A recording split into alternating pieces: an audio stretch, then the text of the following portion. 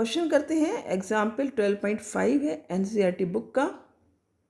Resistance of a metal wire of length 1 metre is 26 ohm at 20 degree Celsius. कहा है आपसे कि एक मेटल वायर है जिसकी लेंथ 1 मीटर है, यानी लेंथ आपको दी है, उसका रेजिस्टेंस 26 ओम है एट 20 डिग्री सेल्सियस टेम्परेचर पर। ठीक है, टेम्परेचर का यहाँ पर न्यूमेरिकल से ज़्यादा लेना देना नहीं है, ये आपको दिया है, आपको भी पता लगेगा, क्योंकि अब पता है आपको कि जो रेजिस्टिविटी होती है वो एक टेम्परेचर पर सेम होती है, टेम्परेचर चेंज होने पर बदल जाती है। So if the diameter of the wire is 0.3 millimetre, यदि जो वायर है उसका डायमीटर 0.3 मिलीमीटर है, what will be the resistivity of the metal, तो मेटल की रेजिस्टिविटी क्या होगी, यानी आपको रेजिस्टिविटी निकालनी है of the metal at that temperature, उसी टेम्परेचर पर, यूजिंग टेबल 12.2, जो आपको टेबल दी हुई है जिसमें रेजिस्टिविटी की एक लिस्ट दी हुई है मटेरियल्स की, उसको प्रिडिक्ट करना है। ये आपको बताना है कि predict the metal of the wire, उस टेबल से आपको एक मटेरियल को बताना है कि ये किस मेटल की या किस मटेरियल की रेजिस्टिविटी आई है आपके आंसर में।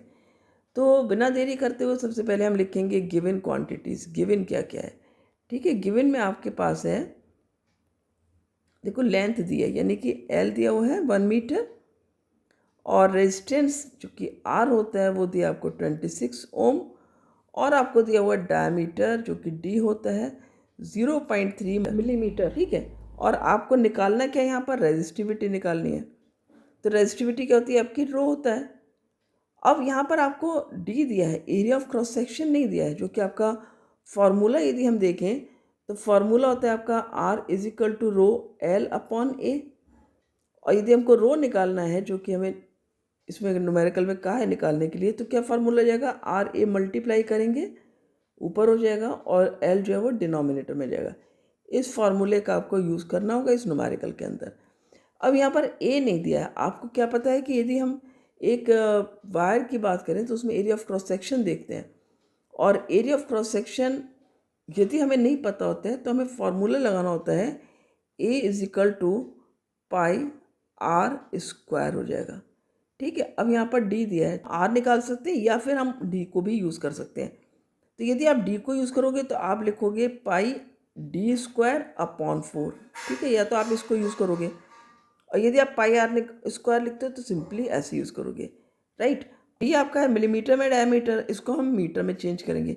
मीटर में चेंज करने के लिए आपको क्या करना होता है, आपको पता है 1 मिलीमीटर इक्वल्स होता है आपके 10⁻³ -3 मीटर। ठीक है, यदि आप इसको लिखोगे तो 1/1000 आ जाएगा। ठीक है, तो ये आपका होता है। तो 0.3 मिलीमीटर किसके बराबर हो गया, ये हो जाएगा आपका 0.3 मल्टीप्लाई 10⁻³ -3 मीटर, और आप इसको 3 मल्टीप्लाई 10⁻⁻4 भी कर सकते हो। ठीक है, कैसे, क्योंकि जब आप डेसिमल हटाओगे तो एक और 10 नीचे आएगा, उस 10 को जब हम ऊपर ले जाएंगे तो नेगेटिव में पावर में आ जाएगा। तो ये आपकी डी की वैल्यू आ गई मीटर के अंदर। ठीक है, और यदि आप डी में रख रहे हो तो आप फॉर्मूला लिख दोगे पाई डी स्क्वायर अपॉन 4। आर करोगे तो आप इसको यहाँ पर 2 से डिवाइड करोगे और फिर आप आर स्क्वायर लिखोगे। ठीक है, तो हम करते हैं क्वेश्चन, हम इसको डी में ही रख लेते हैं। तो हमने लिखा rho is equal to R A upon L. ठीक है, और हम लिखेंगे यहाँ पर आर की वैल्यू, हम वैल्यूज़ पुट करेंगे, और हम आर की ए की जगह भी हम लिखेंगे, ए का क्या करेंगे हम पाई डी स्क्वायर अपॉन 4 लिखेंगे। ठीक है, तो आर की वैल्यू कितनी है आपकी 26। राइट, मल्टीप्लाई क्या हो गया आपका, पाई की वैल्यू कितनी है, क्योंकि ए की जगह में क्या लिखना है, पाई डी स्क्वायर अपॉन 4। पाई हम लिख देंगे 22/7, मल्टीप्लाई हम क्या लिखेंगे, डी स्क्वायर। डी स्क्वायर हमारा कितना है 3 multiply 10⁻⁻4, and again 3 multiply 10⁻⁻4, upon क्या आएगा यहाँ पर 4 आएगा। ठीक है, ये 4 लिखेंगे, मल्टीप्लाई एल की वैल्यू कितनी है 1 है। अब इसको हमें कैलकुलेट कर लेना है, 2 2 ज़ा 4 हो गया, 2 1 ज़ा और 2 1 ज़ा हो गया, 2 से 26 को काटा हमने 13 आ गया।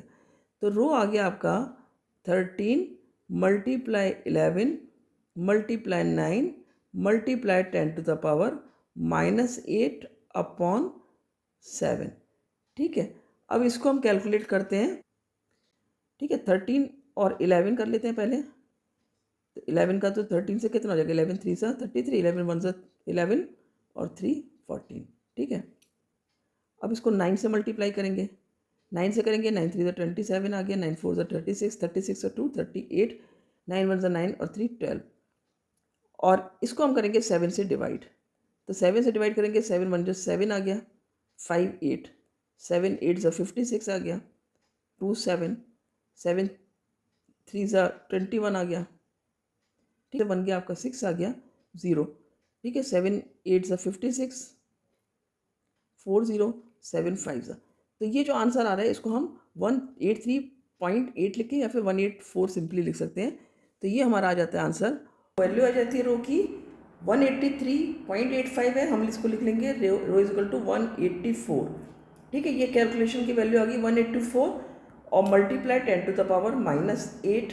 ठीक है, इसको हम क्या कर सकते हैं, इसको हम यदि हम यहाँ पर डेसिमल लगा लें, क्योंकि यदि हम एक जनरली जो वैल्यूज़ लिखते हैं उसमें डेसिमल लगा लेते हैं, तो हम यहाँ पर 184 मल्टीप्लाई 10 टू द पावर -8 को हम लिख सकते हैं 1.84 मल्टीप्लाई 10 टू द पावर -8। अब चूंकि यहाँ पे हमने 2 डेसिमल लगाए हैं, 2 डिजिट से पहले डेसिमल लगाया है, तो हम यहाँ पर क्या कर सकते हैं 10 टू द पावर 2 लिख सकते हैं।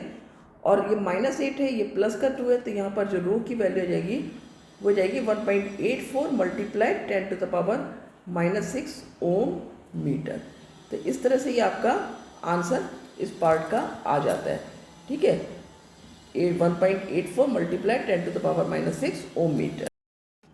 नेक्स्ट आपसे पूछा है कि using table 12.2 predict the material of the wire. आपको टेबल को यूज़ करते हुए मटेरियल को प्रिडिक्ट करना है। तो अब हम टेबल भी देख लेते हैं इसकी। और टेबल में ये रेजिस्टिविटी आपकी आ रही है मैग्नीज़ की।